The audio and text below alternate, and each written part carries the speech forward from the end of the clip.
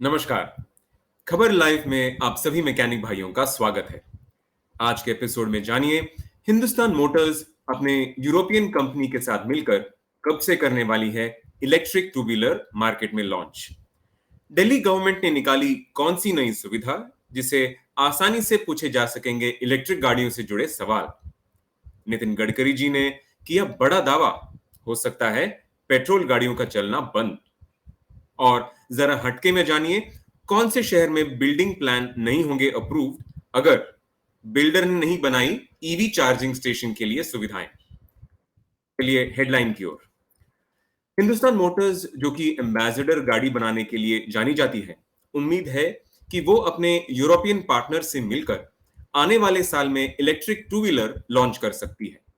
इस पे हिंदुस्तान मोटर्स के डायरेक्टर श्री बोस ने कहा है कि 15 फरवरी 2023 से कंपनी अपने इलेक्ट्रिक टू व्हीलर के प्रोडक्शन शुरू करने की आशा कर रही है। पहले 2 साल तक इलेक्ट्रिक टू व्हीलर के निकलने के बाद इलेक्ट्रिक कार के बनाने पे भी फैसला लिया जाएगा। श्री बोस ने यह भी कहा कि उनके उत्तरपाड़ा प्लांट में मशीन पार्ट्स की कमी पूरी करनी पड़ेगी क्योंकि कुछ कंट्रोल सिस्टम्स, इलेक्ट्रिक हार्डवेयर और सॉफ्टवेयर बदलने की जरूरत है। आपको बता दें दोस्तों, हिंदुस्तान मोटर्स एक इकलौती ऐसी कंपनी है जिसका खुद का forging, foundry, paint shop, assembly और वेल्डिंग शॉप है, जो इसे एक सक्षम ऑटोमोबाइल प्लांट बनाता है। हिंदुस्तान मोटर्स का ये नया स्टेप कितना फायदेमंद रहता है ये तो हमें साल 2023 में ही पता चलेगा, पर उम्मीद है कि ये जरूर दूसरी इलेक्ट्रिक टू व्हीलर कंपनियों को टक्कर देगी। आगे बढ़ते हैं अन्य खबरों की तरफ। दिल्ली गवर्नमेंट ने इलेक्ट्रिक गाड़ियों की जानकारी लोगों तक आसानी से पहुंचाने के लिए एक नया तरीका अपनाया है। Delhi government WhatsApp chat bot की मदद से इलेक्ट्रिक गाड़ियों की कीमत से लेके गाड़ी के स्पेसिफिकेशन तक हर चीज की जानकारी लोगों तक पहुंचाएंगे। जैसे ही आप स्क्रीन पर दिखाए गए इस व्हाट्सएप नंबर पर हेलो लिख के भेजेंगे, वो आपसे आपकी भाषा पूछेंगे। आपकी भाषा डालने के बाद वो आपको ऑप्शंस चुनने को देंगे, जैसे कि ईवी कैलकुलेटर, अपने पसंद का ईवी ढूंढें, चार्जिंग स्टेशन और ज्यादातर पूछे गए सवाल यानी FAQs। दिल्ली सरकार ने इसके पीछे का मकसद दिखाते हुए ये कहा कि वे नौजवान लोगों को ई साइकिल स्कीम की होने की जानकारी देना चाहते हैं और जो लोग इलेक्ट्रिक गाड़ियां खरीदना चाहते हैं पर उनको गाड़ियों के मॉडल की जानकारी नहीं है, उनको आसानी से घर बैठे ये जानकारी दी जा सके। दिल्ली सरकार के इस कदम से इलेक्ट्रिक गाड़ियों की सेल भी बढ़ने की आशंका है और ये पर्यावरण के लिए भी बहुत अच्छा हो सकता है। आगे बढ़ते हैं अगली न्यूज की तरफ। अब ग्लोबल एनकैप के लिए नए प्रोटोकॉल यानी नियमें, उनके हिसाब से कार को सेफ्टी रेटिंग दी जाएगी जो कि जुलाई 2022 से दिसंबर 2025 तक लागू रहेंगे। ग्लोबल एनकैप ने टेस्टिंग रूल का एक नया सेट निकाला है जिसके पास करने पर गाड़ियों को 5 स्टार रेटिंग दी जाएगी।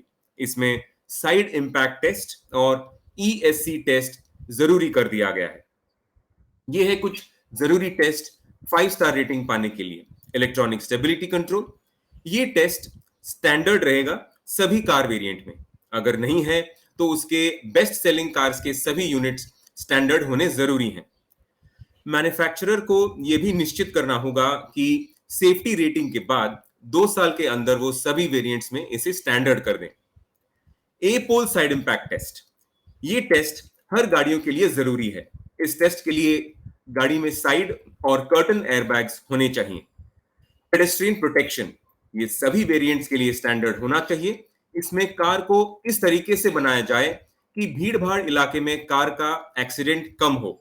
इसके अलावा फ्रंट और रियर सीट बेल्ट रिमाइंडर और ऑफसेट और मूविंग डिफॉर्मेशन बैरियर टेस्ट या साइड इंपैक्ट टेस्ट भी इसमें दिया गया है।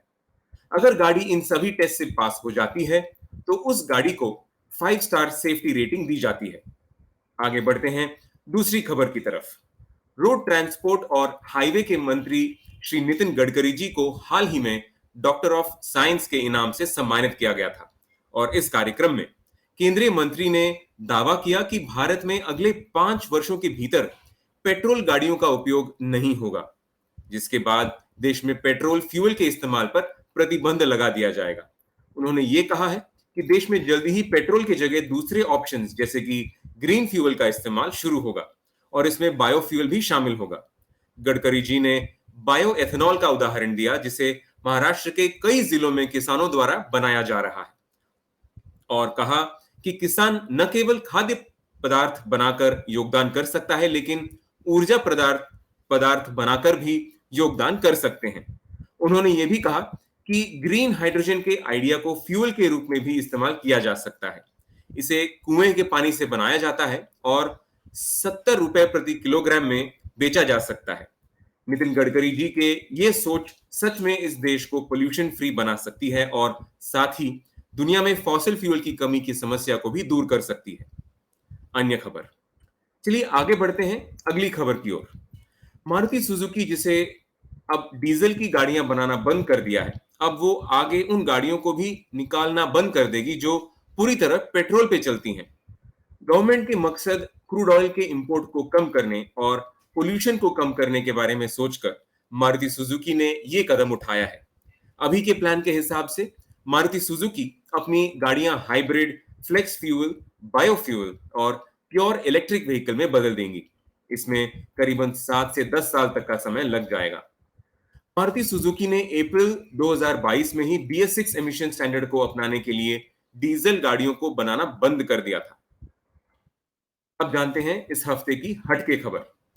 नोएडा में बिल्डिंग प्लान अब अप्रूव नहीं किया जाएगा अगर इसमें इलेक्ट्रिक गाड़ियों के लिए चार्जिंग स्टेशन की सुविधा नहीं दी जाए तो। नोएडा अथॉरिटी ने एक बिल्डिंग मैनुअल लागू किया है, जिसके हिसाब से पार्किंग एरिया का 20% हिस्सा चार्जिंग स्टेशन में दिया जाएगा। अभी के लिए नोएडा में केवल करीब 100 इलेक्ट्रिक कार और 1600 इलेक्ट्रिक बाइक हैं। हम आशा करते हैं कि ये नियम भारत के और भी शहरों में लागू हो, जिससे लोगों को इलेक्ट्रिक गाड़ी खरीदने में कोई शंका नहीं रहे। आज के लिए सिर्फ इतना ही।